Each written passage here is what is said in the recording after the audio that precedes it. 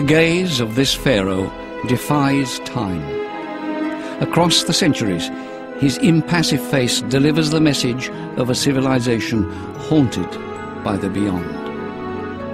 Tutankhamun's mysterious smile reminds us of the riches of ancient Egypt, but his empty eyes speak of death. In 1922, the world was recovering from the Great War. Archaeologists were getting back to work in their long-delayed digs. In Egypt, a darkness intended for eternity was pierced by the flickering light of a candle. The silence was broken in a tomb where no one had set foot in over 3,000 years.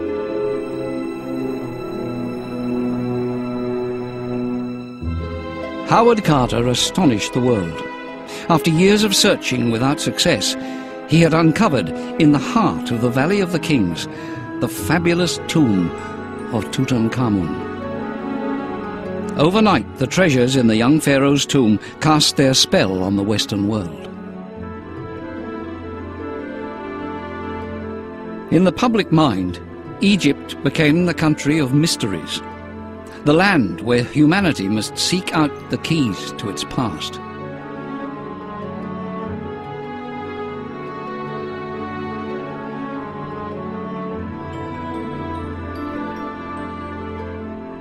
Has anyone not dreamed of the riches of Egypt, or visited the pyramids without being moved? Today, it seems everything has been discovered. Hordes of tourists hurry past, taking pictures of everything they can't commit to memory. But modern Egypt offers a vision of a land suspended between past and present, a land where many mysteries remain intact. The history of civilization in this part of the world is above all the history of a giant river, the Nile. Its legendary course will guide us on a journey through time.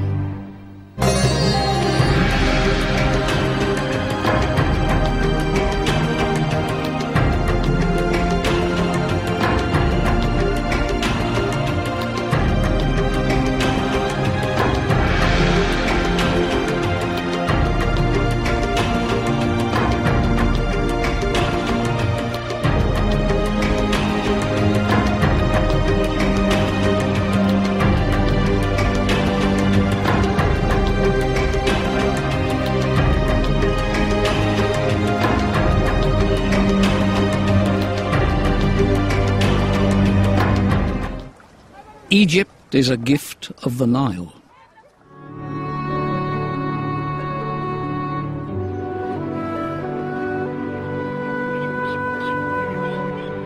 The green ribbon of the Nile Valley has always held a fascination. Ancient Greek explorers, accustomed to rivers that flowed from north to south, saw the Nile as a thwarted force of nature. And what a force! It stretches for 6,671 kilometers. The power of the Nile seems irresistible. Nomadic hunters were the first humans to appear in the Nile Valley. 4,000 years before Christ, they fled arid lands and built camps of reed huts beside the Nile. There, over the next 2,000 years, an empire grew and prospered.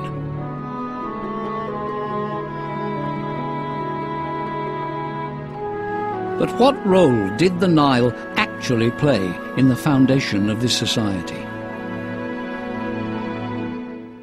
Si vous regardez une photo satellite du nord-est de l'Afrique et que vous voyez le million de kilomètres carrés qui correspond à l'Égypte, vous voyez très bien que le ruban vert de la vallée et le delta ne sont là que parce qu'il y a le fleuve le dessine. Et c'est évident que dans ce désert, c'est la partie la plus orientale du Sahara, dans ce désert il n'y aurait rien s'il n'y avait pas l'eau. Donc le Nil est absolument la vie même de l'Égypte, c'est évident. Et les Égyptiens le transcrivait très bien, puisque quand vous avez des scènes de lustration, de purification, où vous voyez, par exemple, le pharaon qui est purifié par deux divinités qui l'encadrent et qui versent une aiguière le flot de l'eau qui tombe en se croisant sur le corps du roi est fait de petits signes de vie qui se succèdent les uns aux autres, qui s'encastrent. L'eau, c'est la vie. The source of that life is in the mountains of Ethiopia, 2,200 kilometers from the delta. The headwaters of the Blue Nile form a vast lake between the mountains, almost an inland sea. Lake Tana, as it is called, covers 3,500 square kilometers.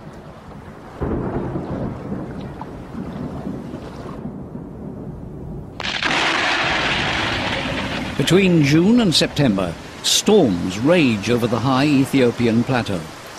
Water streams down the slopes. With the coming of the monsoon, the lake overflows, and the water of the Nile begins its journey down to the plains. Plunging through the smoking water of the Tissisat Falls, it takes a month to cross Ethiopia and Sudan.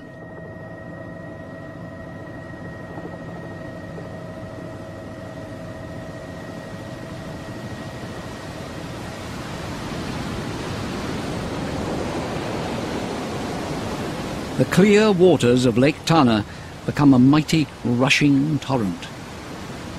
For several kilometers, this raging tide tears whole blocks of sediment out of the mountains. In some years, it carries no less than 50 tons of silt, all the way to the mouth of the river.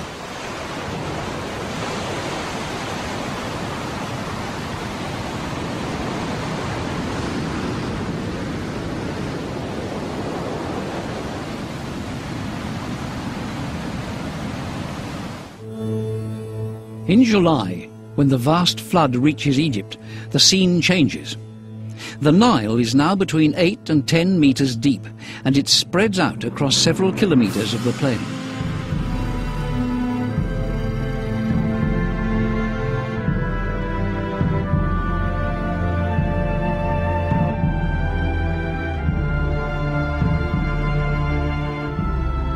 In the 4 months from July to October, the Nile floods the arable land and turns villages into islands.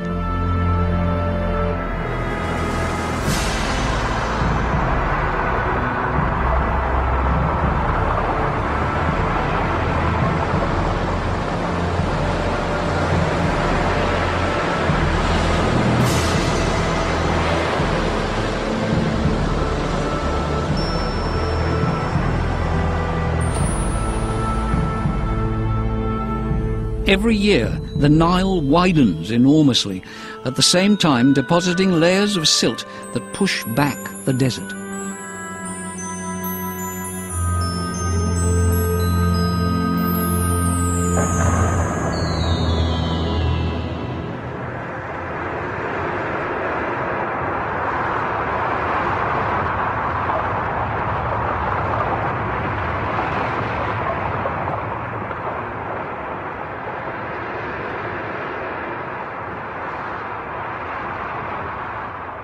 The ancient Egyptians tried to keep a record of the recurrent floods.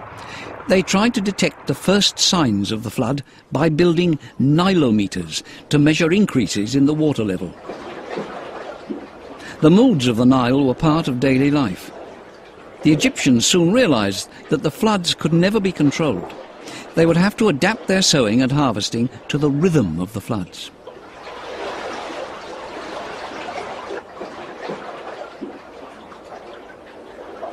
Imagine their wonder when vast stretches of water covered everything. The flood was, of course, an important source of wealth and prosperity, but the Nile also had a magical character. How did the men and women of ancient Egypt see the river? What place did it have in their world? Le Nil lui-même, étant donné qu'il est finalement la voie de communication de l'Égypte, cette présence souveraine de cette masse d'eau qui devenait une véritable mer pendant la crue, fait que l'implication se retrouve un peu partout, et en particulier